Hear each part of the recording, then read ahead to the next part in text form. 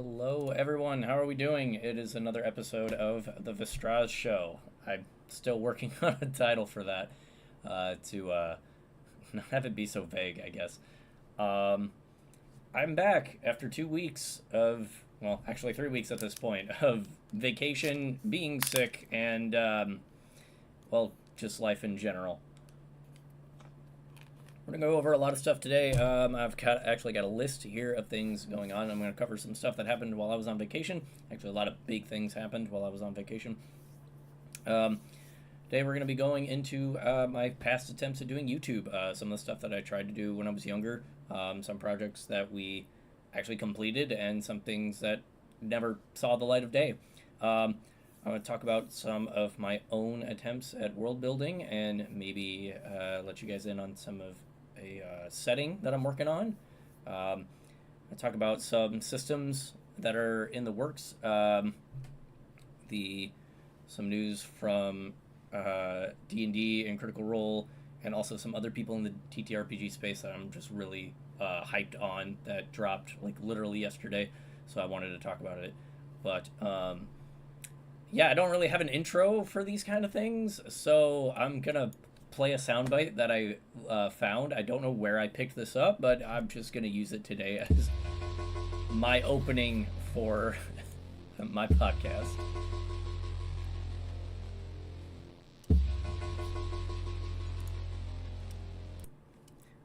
Yeah, okay, that's what I got. So not much right now.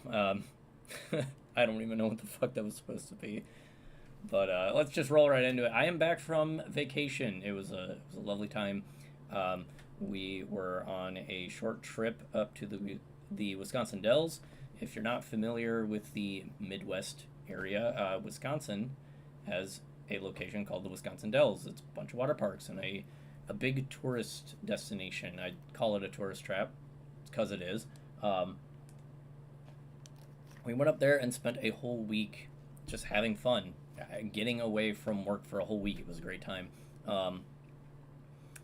We of course played D&D for about not every day, but starting from Sunday and going into Wednesday, we had a grand time playing a bunch of one shots.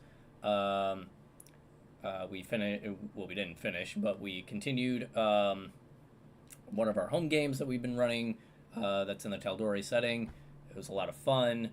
I guess we have, because of the one shots we ran, we have now 2 new campaigns that we're doing in our group here at home. So that was a lot of fun.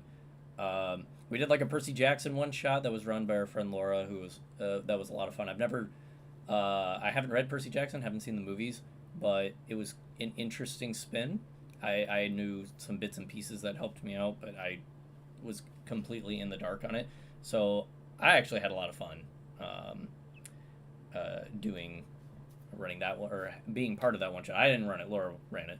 And then another one shot that our, I guess, perma DM Ross was running. He did a one shot for Odyssey of Theros, which because of choices turned into a campaign. So that was interesting.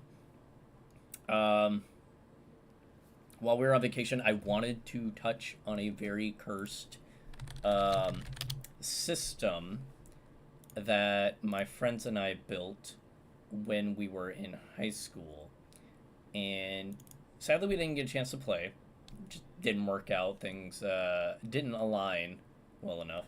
But I have it right here, and we'll actually be talking about that later in the hour. Did I forget? I did. I forgot to set my timer. So I'm trying to break this show up into bits and pieces. Right now we're talking about, I guess, my personal life, what's going on with me. I don't really know how to break this up. Can you tell I'm a professional? Because I'm not. So I guess the highlight, or the biggest news I really need to share from vacation, was that I got engaged. I proposed to my girlfriend. She said yes.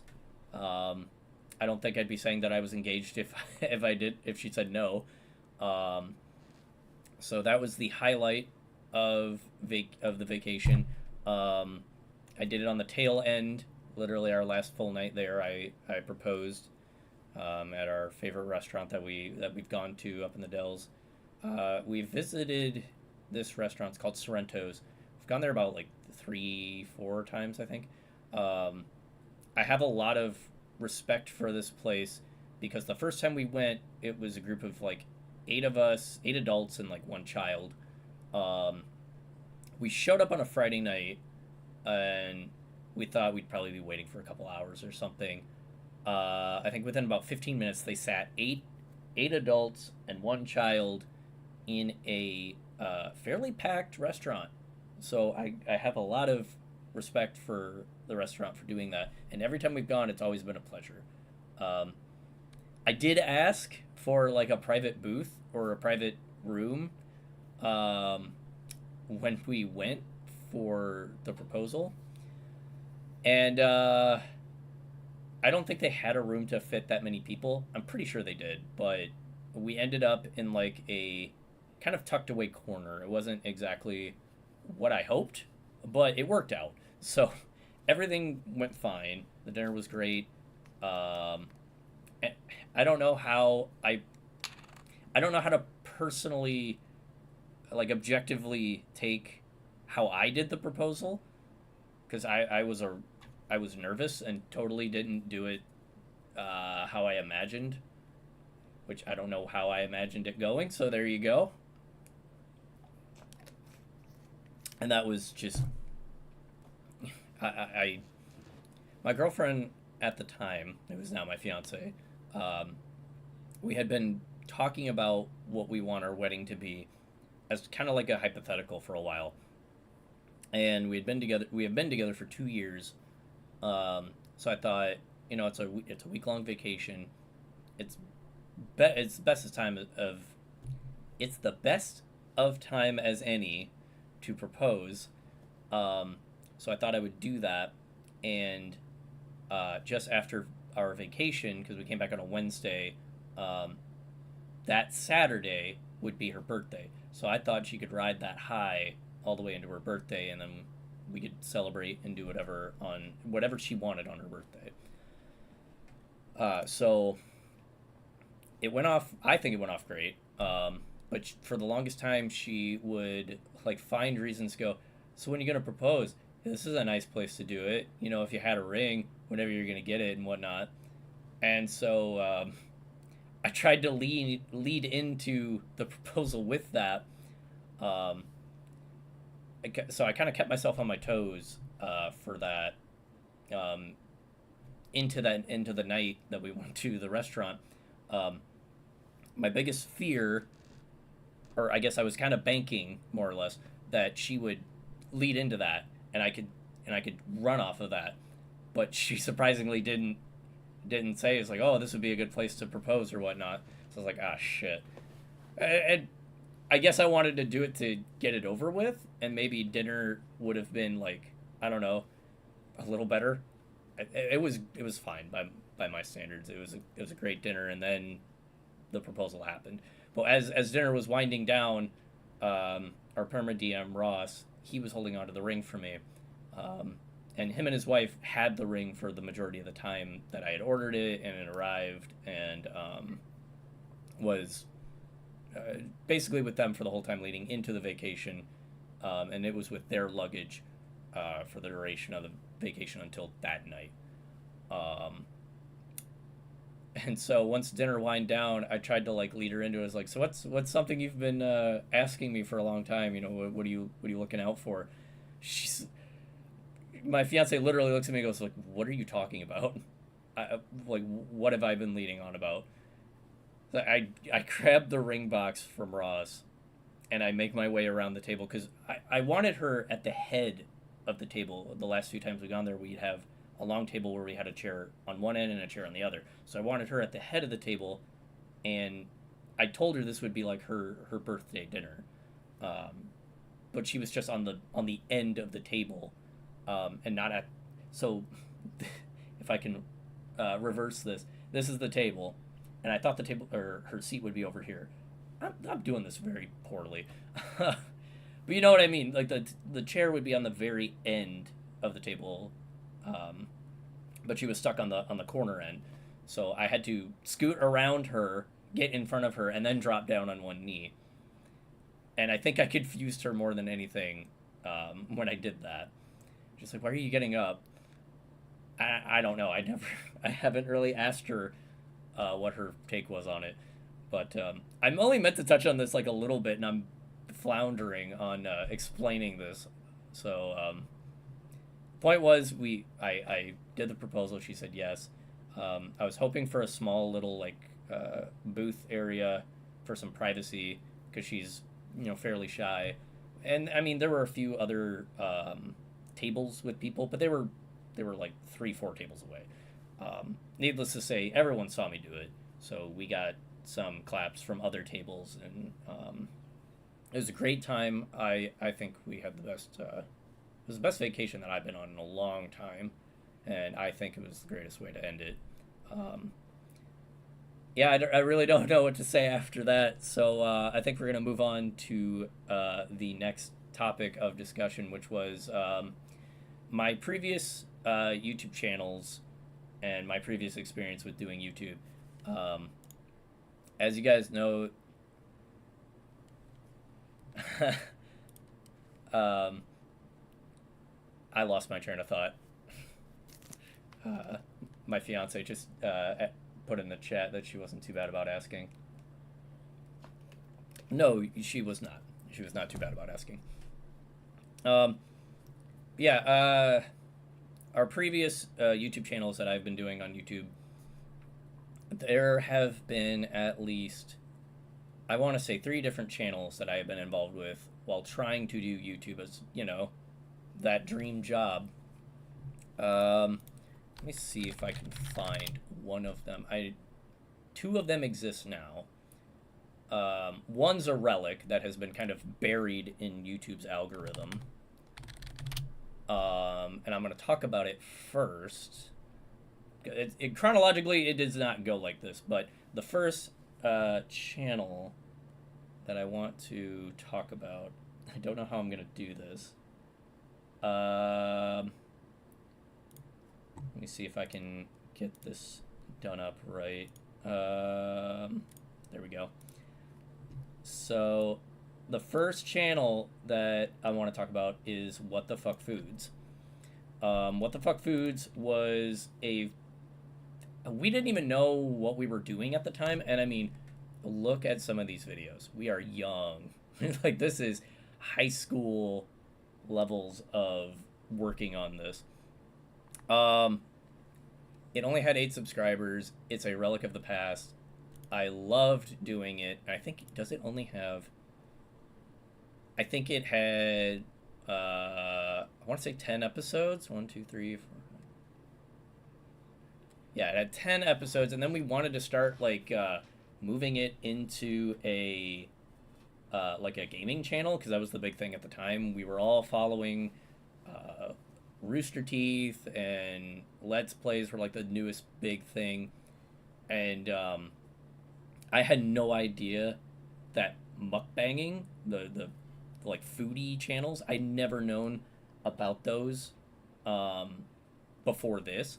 So our friend Joey, who we had to quote unquote host What the Fuck Foods, was known in high school for having like an iron stomach. He could like just eat anything, any amount of whatever.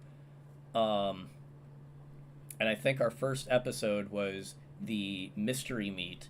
So essentially, I kept bugging him and our friend Dimitri about, you could do this as like a YouTube channel. And granted, it never took off, but we did see it through to the end. We did have a like season finale of I don't even think we planned this. Like, we would impromptu give him stuff to do. You see here, the second episode, we did a cinnamon saltine challenge. Like, what the hell is that supposed to be? I think we were trying to mix 2 challenges together, because at the time you had the cinnamon challenge, which is over here, and then I don't even remember what the saltine challenge was, but we just like, fuck it, put them together and see what happens. Um, this way, we got through one season. We have remnants of a season 2 that we had a better camera. We had like laid out a script. We had gotten like actually planned episodes, and we just never got around to it because it kind of fell apart. We were in high school. I was kind of spearheading it. Joey was doing his own thing with the other channel I'll get to here in a little bit. But it served its purpose in the most part. The reason I bring up What the Fuck Foods is because Joey and Dimitri and I were all still friends till today. We've worked together. Not currently, we don't work together currently, but we joke and fool around that we're gonna bring back What the Fuck Foods. Intentionally, in one form or another, we do want to bring back What the Fuck Foods. Now that we know, like, there's other stuff we can do out there, like we could do healthy food or unknown dishes or whatever from around the world, or something, because his palette is still pretty diverse, and season 2 for this was like, oh, I'm gonna get more involved, I'm gonna try some of this stuff, because in this channel that we have here, I think I'm more of just like a co-host, like helping guide this train wreck of a video. So it was totally derailed. Or like we just landed the finale and then we moved on and it just kind of fell apart afterwards. I have to try and find I have to see if I have any of that footage on this computer. But for now, I think we're going to move on to our next YouTube channel. If I can find it, there should be a channel. Yeah, okay. So this one touches a bit into some controversy because it was called Misguided Youth 13. We wanted to have like a brand that we kind of rallied around because we really wanted to take after Rooster Teeth Productions, or Rooster Teeth, if anyone knows them. We wanted to do our own thing similar like that, and you had like Super Mega, you had Game Grumps, you had all these other Let's Play channels. Misguided Youth 13 was going to be our Let's Play channel, and that featured me, Joey, Dimitri, and our friend Lexi. It had some controversy. We had some issues, as friends do when you're in high school. And I forget exactly what triggered it.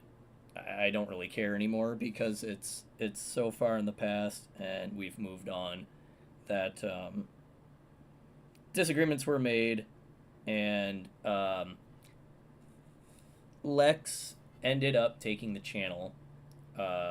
They took the channel, changed the password, and kind of held it ransom from us, and we were just kind of like, okay, why?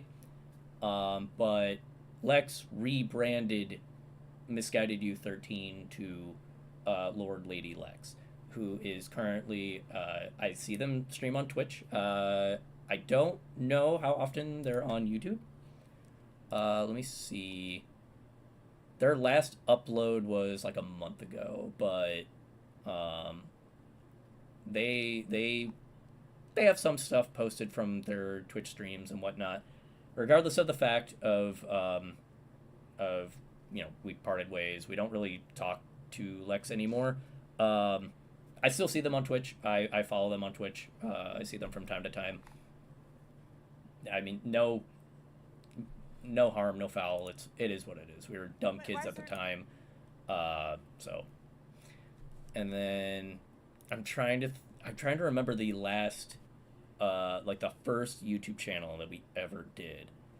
It may have been Misguided Youth 13. I feel like it was a different. There's a channel floating out there that has the channel that we're looking for, and maybe I have it. That's what it was. Yep, I found it. So, in the order of timeline, in chronological order, it was Misguided Youth 13. We started that in high school. We wanted to try and make our own Let's Play channel. We had our falling out, and then we went on to become Nether Studios. And actually, here are some of the season 2 of What the Fuck Foods. Our old videos were shot through our MacBooks that we had through school. So it's literally us holding a laptop and filming season 1 of What the Fuck Foods. And we wanted Nether Studios to kind of be the umbrella that connected What the Fuck Foods to our Let's Play channel. This video is actually recorded and edited through my DSLR, an actual camera, and you can tell that we kind of threw this idea together, still riding on that old method that totally worked for us in the past. But you'll notice that What the Fuck Foods had 8 subscribers, Nether Studios had 24. I mean, some things worked. This pizza was actually very, very good. You'd think honey, whipped cream, pineapple, and strawberries on a cheese pizza wouldn't be that good. It was actually pretty fucking good. I'd kill for this pizza. It was sweet, and then I don't know how, but the sweetness and the cheese worked very well. And that's just a great picture of Joey right there. So, and you can see my hair in that picture has not changed too much. I've tried to keep it in line, but, you know, good luck with that. But we do have plans to bring back What the Fuck Foods in some capacity. One of the discussions is making it a podcast with a weekly like feature of like a food that we tried or a food that we try on screen. We might have plans to do that here relatively soon. It is something I have to check with the old host, Joey, to get that sorted out. He's a little busy with being a dad and having a family and just being an all-around parent. But a fun fact about What the Fuck Foods, this bucket, the ongoing joke with What the Fuck Foods with that bucket is that a rat lived in there, and that was just the vomit bucket. If anything was bad enough, we just puked into that bucket.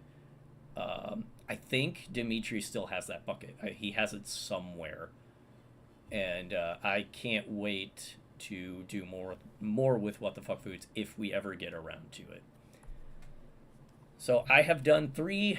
I have specifically I made Misguided Youth 13, I made Nether Studios, and I made What the Fuck Foods. I say made, but I created the accounts for them. At the time with Misguided Youth, I forget, because that was when YouTube was actually becoming like a mainstay, that they had, you had to like put in your phone number to get to make videos longer than 10 minutes. If anyone remembers that, you had to give like a phone number to verify your account that you would go that you could make videos longer than 10 minutes. And that was like the revolutionary thing that we had to like get verified on a website that we didn't even know if it was gonna work or anything. Like we were just following after like PewDiePie, the early days of PewDiePie, back in like the heyday of Rooster Teeth and all the other Let's Play channels that were just bombarding and bombarding the site and just taking over. Um, Nether Studios is also where Joey kind of ran his own thing. A lot of these game music videos, it was something that they were big into, and they were left to kind of run that. That was their shtick. It was what they wanted to do. We did a lot of Let's Plays with very little editing, something that is totally carried over into what I do now. I guarantee you that's going to be changing here soon. But I have been, I think I've stated it before. I have been trying to do YouTube as a dream job for about over 10 years. I wonder. I'm actually gonna switch back over here real quick. So I'm gonna check and see if the old channel, the very first channel, still has videos from way back when, or if they were deleted. I think they're deleted. I'm pretty sure they got wiped.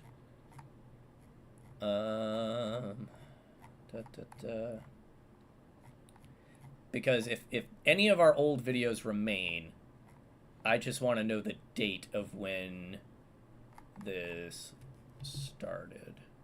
Actually, I just remembered the yes. So it's been over 10 years, because while Misguided Youth was rebranded, the date that we joined did not. Misguided Youth 13 was started on July 13th, 2010. That's when we first started. That's when we put our first channel and our first video out there, way back in 2010. So years, over a decade, I've been trying on and off to do YouTube. Let's see, when did Nether Studios? When did we join Nether Studios? Nether Studios was in 2012, and What the Fuck Foods feels like it was in the middle, somewhere like that. Let's see. Okay, so What the Fuck Foods and Nether Studios were both in 2012. What the Fuck Foods was in February, so I think that one predates. Yeah, so it's Misguided Youth, What the Fuck Foods, and then Nether Studios, and yeah, we just kind of fell off Nether Studios. I was a year ahead of Joey and Dimitri in school, so when I went off to college, they still had free reign over the channel. I hold the password and whatnot, but I mean, I wasn't gonna really stop them, I guess. But yeah, over 10 years I have been trying to do this as a career, and now here I sit on my own channel with just a little over, what am I currently sitting at for subscribers? I'm just above 2,000 subscribers. That's not bad, considering I have been very abusive with this channel. I have not done a lot. I have left it to rot for quite a long time. So I'd say I'm doing pretty good. So yeah, some of those previous projects, let's see here. I don't want to show too much because I don't know what's considered private and what's not. Let's go to the channel here, and we'll come back in. So this dual play was actually something that Dimitri and I wanted to do together because horror games were all over the fucking place. Like, that's how you got your start. And we had done some recording for Amnesia. I still have Amnesia, which I really should play it. But I forget what happened. think maybe the footage got corrupted, or maybe with college I just didn't have the time. But that was one of our like last projects that just fell by the wayside. And a lot of the projects from all of these channels fell by the wayside mostly because of my poor planning, which I will say has gotten a lot better since doing this and graduating college and just being an adult. Um, so, and speaking of my planning, it has to have gotten a little better because I have done some more learning, and I've made some systems for tabletop role playing games. Um, Before, I don't think I'm going to show you everything in Project Wonderland yet. I think I mentioned that the last time in the previous episode. But what we're going to view now is probably the most cursed system out there. It's broken. It's unfinished. It's completely broken. There's nothing to hold it together. And I guarantee you, when you look at it, you're going to see it as the ramblings of high school children. So, I present to you VGD&D. I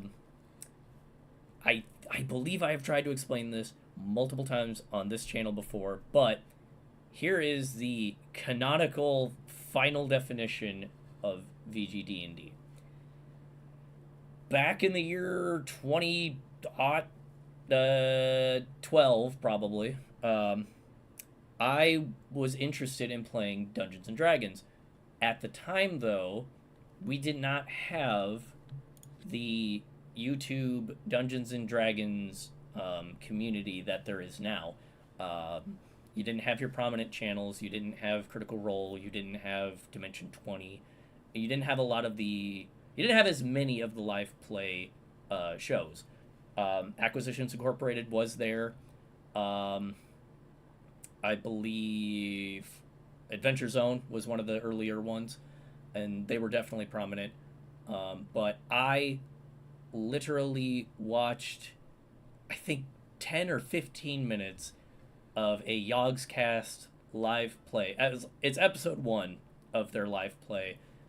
And I watched 5, 10, I don't know, enough to get the basics. And the thing is like, I got the gist. I got the gist of the game. I didn't even look up what the handbook was. I think when I did, it was like, oh, there's no PDF to view it. At least I didn't look very, very deeply at the time. So I was like, you have no way of reading this book, and it costs like $50 to own and read this book. And me being in or fresh out of high school, I don't have money. I couldn't just go pick up the book. I didn't have any resources to find it. So I watched like 15 to 20 minutes of this live play, got the gist of it. I knew there were some ability scores and that you have stats. That's all I gathered. That's all I knew going into the live show. Afterward, after I watched it, I was like, okay, you get your race. Your race has bonuses for your stats, and you have feats, and every stat has a number. But I don't know how at the time, I didn't know how you got that number. I didn't know that you're supposed to roll dice or do like a point buy system to get your stats. Yeah, no, well, let's actually get into this cursed document. So first off, do I have a way of zooming in? Let's see here. Zoom. Boop, boop. There we go. So you'll notice that your standard skills, not your ability scores, now your standard skills are health, strength, accuracy, charisma, wisdom, and intelligence. I got like 4 of the 6 right, which is astounding. I don't know what I was thinking. Maybe I just didn't like Constitution or Dexterity. I don't remember. But you'll see here we have quite a list of races. Human, that makes sense. Spirits, Soul Reaper, and yeah, a lot of anime inspiration there. I legit was looking for a game to just play whatever the hell we wanted. Um, and this is what we came up with. It was our excuse to, I guess, incorporate that nerd anime vibe into it. And of course, you got your elves, your dwarves, your halflings, and then your beast races, which at the time, Skyrim was the most popular game, and I didn't know what a tabaxi was. I didn't know it was just called a lizard folk or an Aarakocra. No, so we used werewolves and Khajiit and Argonian and Avian. Lamia and Naga are pretty similar in physiology, but not, of course, in mythological sense. So, whatever. Vampire is just a whole race. It's not a disease, not something you can just gain. Nope, that is just a straight up race. Um, you'll notice we have pluses and minuses. -3 to health here. A lot of benefits though.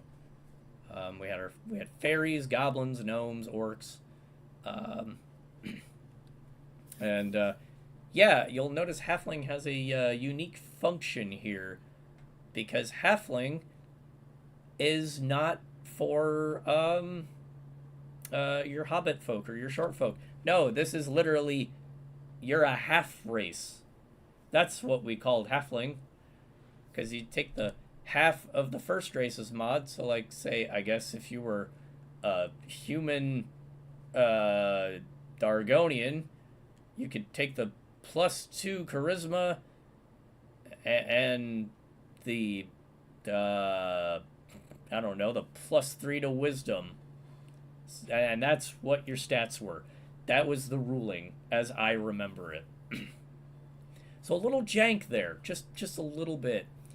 But I'm afraid that's where the sanity part of it ends, because we're going to get into the classes. And yeah, let me just break this down.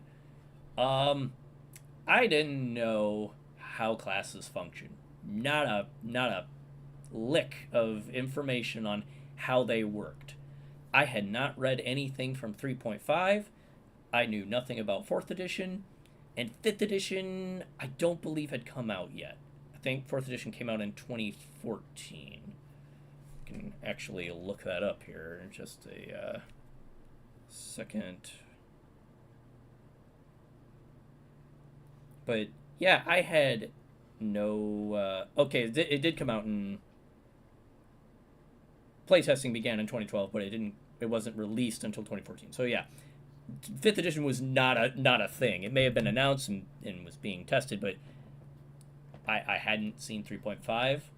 I hadn't seen those rule books, which was 3.5 was the system that I was introduced to a real Dungeons and Dragons game with. I hadn't even heard of 4th edition, didn't even know about that. So I just knew that when you played Dungeons and Dragons, you were categorized as something. Now, I didn't know what they were, and my yeah, this just keeps on going, by the way. So the way I broke these up was I pulled from the only other fantasy game that was big at the time, which was World of Warcraft, because World of Warcraft has your warriors, your mages, your rogues, your rangers, your priests. I knew Fighter was in Dungeons and Dragons, so I thought Fighter would be like your bar brawling person. So, and then you have Adventurer, which is supposed to be your well-rounded person who can do a little bit of everything. That is how a lot of this was. Like, these are the major categories. All this, like, warrior. The warrior category has Gunzerker, Soldier, Death Knight, Paladin, Spell Swords. Those are all your subcategories, or in 5th edition would be your subclasses. So, I mean, I guess in in this current context, I guess for fifth edition, this hurts me to look at. I want you guys to know that. If you think this hurts you, trust me, it hurts me too. But I am letting you all know about this, so I am not suffering alone. Um, so yeah, let's unpack the absolute dumpster fire that is all of the numbers that are already there. So the numbers that are already there uh, are your stats. You don't get to choose your stats. You don't get to roll your stats.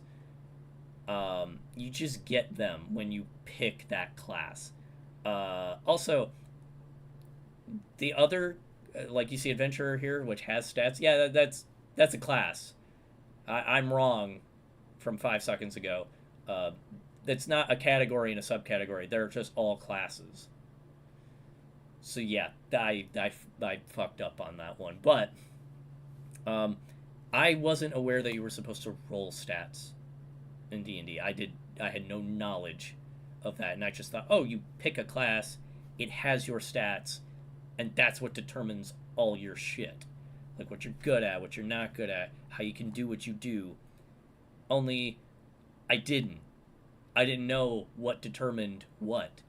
Um, Clans and guilds literally are incomplete.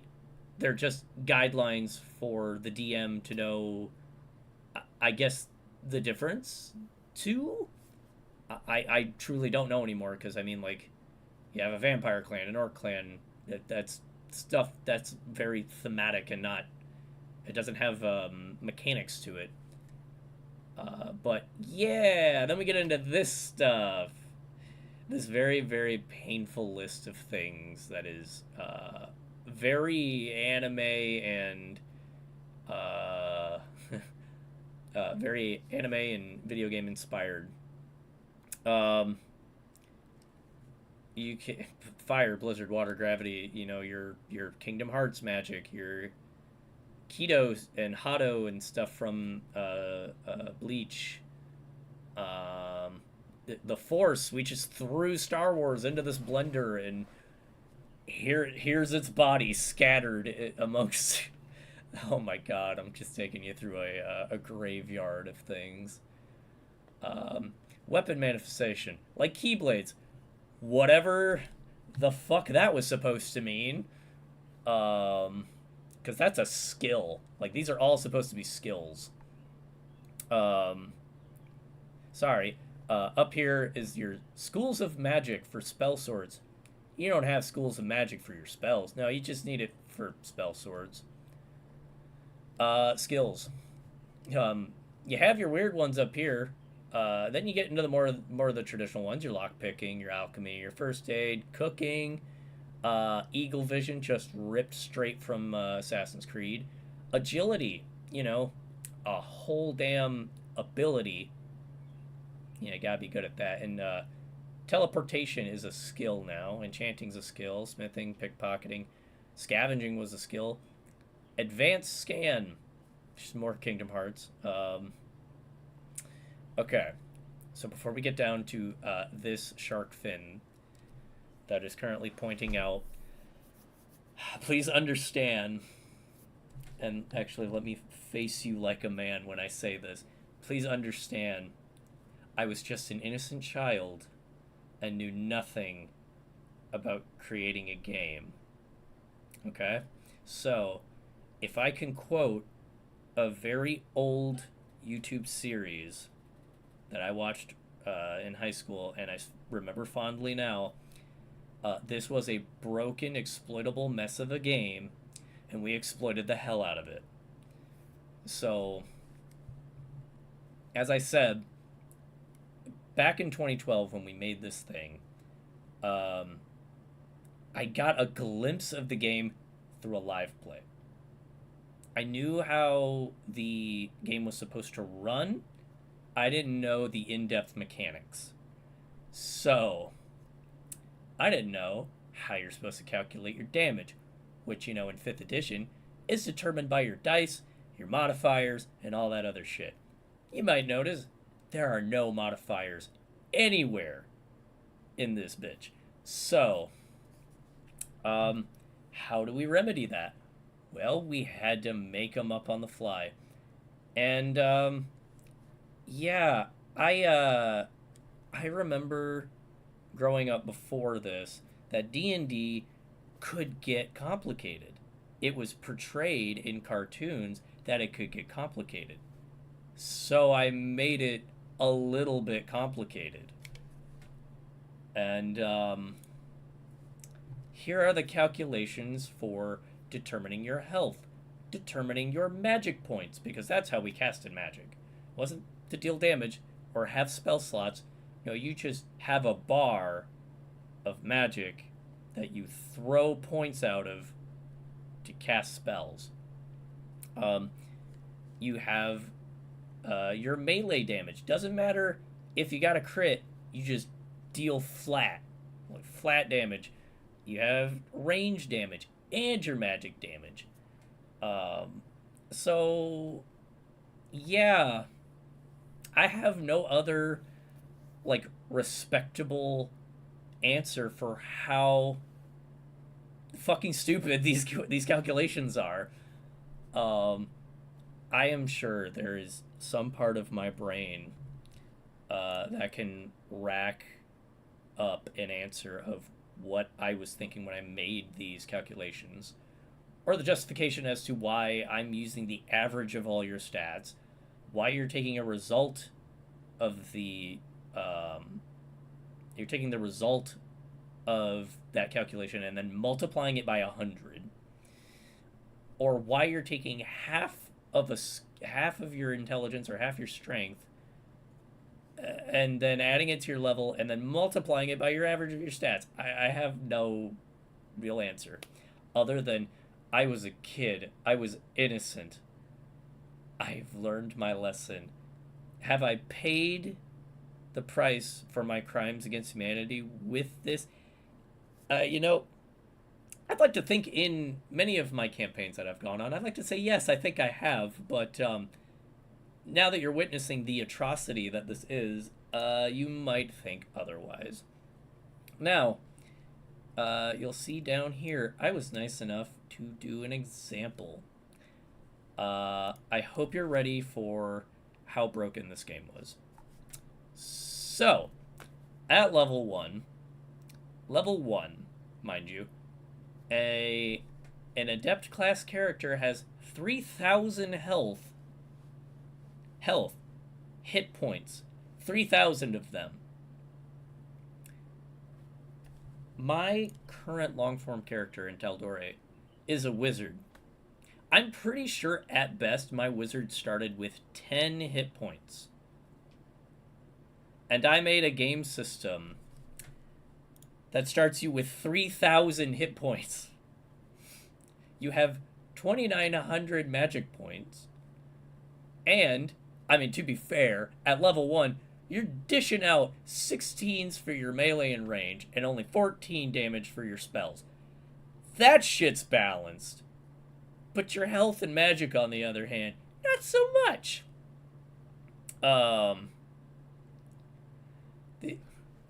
I haven't read this in a long time, so bear with me as I read some of my archaic notes. These are determined to be the highest effect a character of this class could dish out if they roll a max hit based on the die present, assuming 6-sided.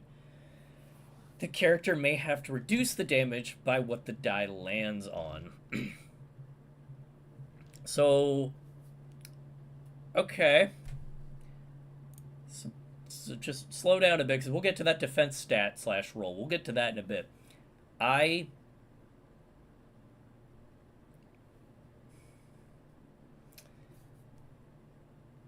So we didn't even have a D20 system?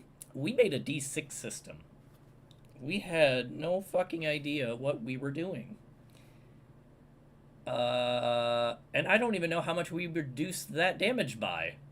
The number on the die? I have no fucking idea. Defense stat. Each player is offered a defensive roll to reduce damage taken in battle.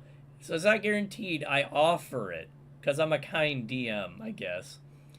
Armor can give bonus defense, but only if specified. Armor and defense bonus are to be subtracted from the enemy's overall attack damage. Okay. So I guess the armor was guaranteed? I don't remember. Just for context, I made this atrocity, this system. I made it back in 2012, which would have put me at the ripe old age of 18. At 18, I made this system. And I'm 28 now. No, sorry, I'm 29. I'm a year out from 30. And I made this fucking system. I have no fucking idea what my younger self was trying to specify here.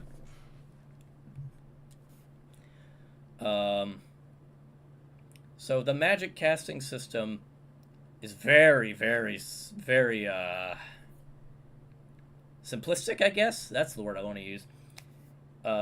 So out of my 2,900 magic points here, I can cast 30 to just do beginner level spells. I don't even know what the fuck this master is. What do you mean I get a plus 10 health boost? Wow, I don't even know what the... Perfected spells cost 150 minus whatever number the die/dice land on. Can only achieve perfection status in magic once you've found a mentor to learn from. Cool. I guess. And that's it. Like, I have a footnote for currency.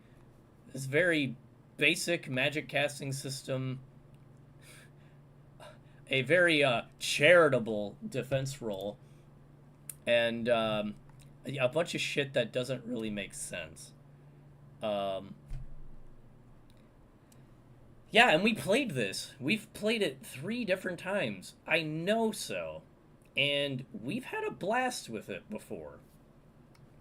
It's broken. It was stupid. But it's worked. It's worked. It's been successful. And I don't understand how. That being said, I think once this podcast is up and on YouTube, I am going to share this, and y'all can do with it what you want. I won't give editing privileges, obviously, but the source is there. Do whatever you want with it. If you can decipher this scribblings of a madman, be my guest. It's a D6 system. I didn't even know how to run a D6 system when I did this. It was just there. That being said, now that I've made the majority of this podcast about this cursed item, my newer system, I can happily say, has about as little to do with VGD&D as possible. Project Wonderland, I will reveal a few things about it. We haven't beta tested it yet. I believe I talked about this in the last episode. Project Wonderland was my response, or I guess my reaction, to better put it. It was my reaction to the OGL fiasco that happened in January. Wizards of the Coast, for lack of a better term, lost me. I don't really want to do... we still play D&D. It's the system. We're going to play the system. No one's going to stop us from playing the system. But Project Wonderland is my first attempt at doing a very D&D adjacent system. So, hey, I really looked into the mechanics of 5th edition Dungeons & Dragons, because 5th edition Dungeons & Dragons does flow very well. we've modified some things. We've changed some things. My intention with Project Wonderland is to focus more on giving you more variety. The best way I can express that is I have personally, like I said, this hasn't been beta tested, and we're getting close to doing that soon. Ideally, probably within the next month, we're going to be actually beta testing Project Wonderland. There is no class system anymore. That's not anything new. There are game systems that don't have classes. Instead, you now have builds, and those are compounded by I'm counting 1, 2, 3, 4, 5. Five current staples or stakes or things that develop. I'm, for lack of a better term, sorry, I got spooked. But Project Wonderland is going to focus on using the backstory that you come up with as a character, or the backstory that you come up with as a player, to define your character. In short, if you don't want to waste time, or you feel that making a backstory is a waste of time, and you just want to make a character, you're just answering the simple questions of, I am this race, this class, I'm from this town, I had this job, and this is why I'm adventuring. 5 questions to flesh out your backstory, and that's all you really need to define who you are in the game. Who are you as an adventurer? Who are you as a person? Races are a little nuanced right now because I'm developing this system with my friends. I'm not a solo project on this. I do have friends that we are bouncing this off of, and this is going to be developed for not just 1 but 2 campaign settings. So we're kind of in the business at current is fleshing these out as to what they could possibly work on or work with. So races are intangible, I guess is the word I'll use right now, because the 2 different, I guess, settings that we're developing this for are very different. One is very nonfiction and one is very fantasy. So we'll touch on racism probably in another episode. But so I said that this wasn't a class-based system, but you do have roles. You have 6 defining roles, and these are mainly to give you a kit to start with. So your roles are as follow: stealth, tank, damage, healer, support, and mage. Very, very... I mean, you see it in almost every RPG or MMO that's out there. These aren't uncommon roles. And like I said, this is pulling more or less directly from 5th edition as we playtest it and figure it out. A lot of things are going to get shed. A lot of things are going to get changed. This is just our first foray into it. But they provide the kit that you would have to start. Like for a tank, the main foundation for a tank is you take hits and you deal damage. So your starting kit would be like, let's see here, because I have some things. In terms of D&D, you would get a fighting style at level 1. You would get your second wind. If I'm placing, something in this, it's hard for me to accurately define this without sounding like I'm completely ripping off D&D, because I'm taking it directly from the 5th edition book. This is our alpha before we do any beta.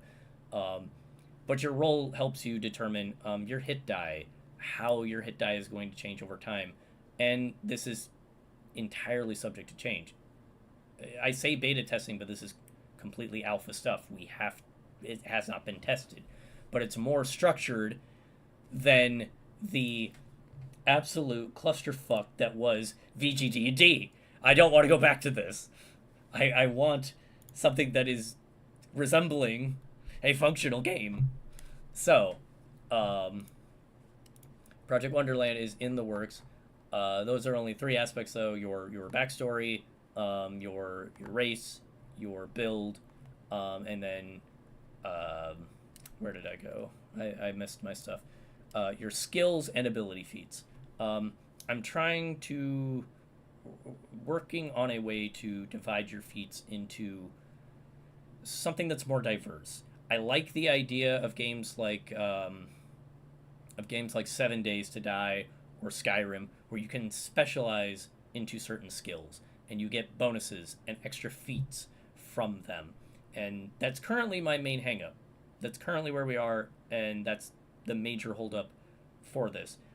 Tomorrow is going to be a major day of working on this and trying to get through that cloud of uncertainty. So I have rambled on long enough about these cursed objects, so we're going to move on to my final announcement for projects that I have been working on. Coming soon to this channel, I am going to be doing lore videos. I'm also going to be doing, campaign setting information on my setting, which will be, for now, system agnostic. Until Project Wonderland is a bit more further along, we'll work things in the best we can. I call it Girthala. It is my setting. It's high fantasy. Magic is a major component of it. Everyone can use magic. Rogues can use magic. Artificers can use magic. The option is there. I've wanted a setting where there is a lot of variety and the sky is the limit. Something that is obviously broken is stacking effects. I love the idea of stacking effects and how broken it can get, because in real life, some things do stack and they're broken and it's unfair. And some things in games, have to be unfair, just like real life. But Girthala lore videos are on their way. I haven't decided yet if they're going to be shorts or full videos. I will say I have been enamored with ARGs. I would love to try one at some point, but I've had the idea of using an ARG with my lore videos. I love that concept, but I just don't know how to execute it yet. So we'll see how that goes. But lore videos on Girthala itself are coming. That is my next big project. As well as a educational video series on how to be a game master. I'm going to try my best to hopefully inform how to be a game master within a reasonable amount of time. I'm hoping to make them about 10 to 15 minutes long, something that's digestible but not super long. If you look up how to dungeon master a lot right now, they're either super long or it's general glossing over. I believe Ruinsmith said it best in one of his videos, that he'd rather not go into a 10 billion part series on how to game master, but I mean, we can condense it but yet spread it out, because a lot of information at once can be overloading. So I'm going to focus on I'm going to start with the fundamentals on what can generally qualify you as a game master, and it's the same stuff that I did when I made this. When I did VGD&D, I had no idea how to game master. I had no idea how the game even worked, and I ran VGD&D as the dungeon master. I knew I had to describe stuff. I knew I had to run combat. I knew I had to do everything, and I didn't even have everything figured out. With like these 4 things that I'm going to go into greater detail with the GM series, you can run a game even if you're nervous out of your wits. So that is that. On that note, we have covered a lot of shit, and I feel like I've just been rambling the entire time. So, I do, before I go, I do want to make a few announcements regarding the TTRPG space and what's going on there, because a lot of cool things have been happening. Back around when I was on vacation, Candela Obscura was announced from Critical Role. That looks dope. I'm excited. Their announcement of that show using Illuminated Worlds got me back on the train to really double down and start working on Project Wonderland and our systems. I would love to overhaul VGD&D into something that is a genuine game system. So if any of you have ideas or want to take it and run with it, it is yours. It is all yours. Please take it away from me, or I am going to put it through a forge and make it into something respectable. And then finally, I just want to gush about Dingo Doodles, who is a D&D YouTuber who has a story time about her campaign. The Fool's Gold campaign. I love her series, and I just watched the recent episode yesterday.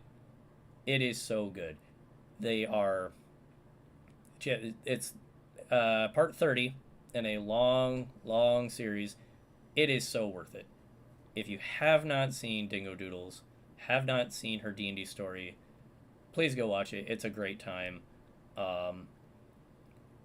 I just can't emphasize enough about it. I want to go into detail about spoiler stuff, but all I want to say is the voice acting that she does is amazing for all the characters that she has to play. Her pacing is amazing. The way she worked in how player mechanics just worm their way into the story, it's awesome. I never thought I would be that tense from something that felt like it would pop me out of the immersion of the story. So I don't know if I described that accurately, but I cannot emphasize enough. Please go watch Dingo Doodles. And this is her most recent episode. And if you want to start it, she has a playlist right here where you can watch all of them. But that is going to do it for this episode of the Vistraz Show. I hope you guys enjoyed my rambling. I do apologize still about the cursed object that is VGD&D, but I have known about it for over a decade, and now you do too. I will probably be the first one to comment on this podcast, in this video, and I will probably put the link down in that comment. So thank you so much for watching. I don't know when I'm going to be back on. I think the plan for right now is going to be next Friday, so we're going to make this a weekly thing. Try to stick to news, try to keep working on stuff. Yeah, we've got plans for this channel. I'm going to start breaking these down into smaller bites to kind of put out for the channel.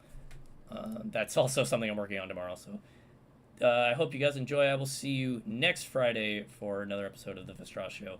Until then, I hope you have fun with your campaigns and enjoy the cursed knowledge of VGD&D. See you later.